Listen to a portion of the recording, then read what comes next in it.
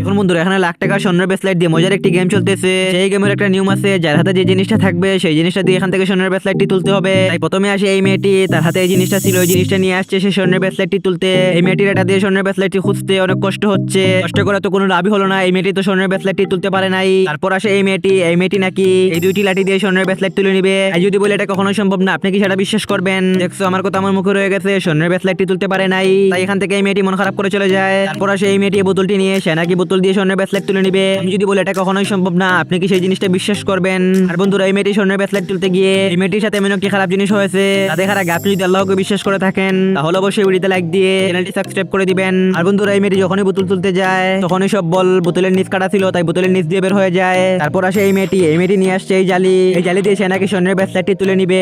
কিন্তু এই মেয়েটির কথা সত্য ছিল, সে ঠিকই স্বর্ণের ব্রেসলেটটি জালির ভিতরে ঢুকায়। জালিটি ছিঁড়া ছিল, তাই স্বর্ণের ব্রেসলেটটি নিচ দিয়ে বের হয়ে যায়। তখনই এই মেয়েটির আসমান ভেঙে মাথাতে পড়ে যায়, কারণ হচ্ছে একদম হাতের কাছ থেকে লাখ টাকা স্বর্ণের ব্রেসলেটটি হারালো।